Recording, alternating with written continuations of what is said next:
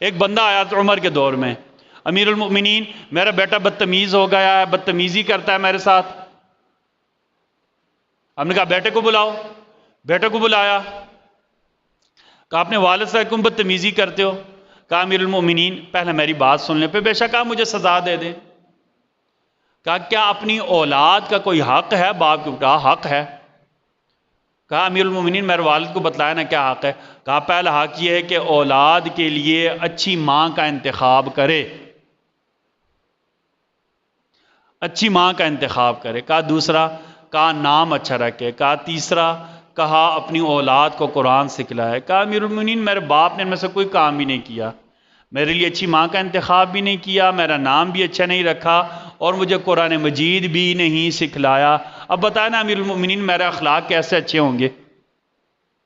مجھے میرے باپ نے قرآن سکھلایا ہی نہیں ہے تو میرے اخلاق کیسے اچھے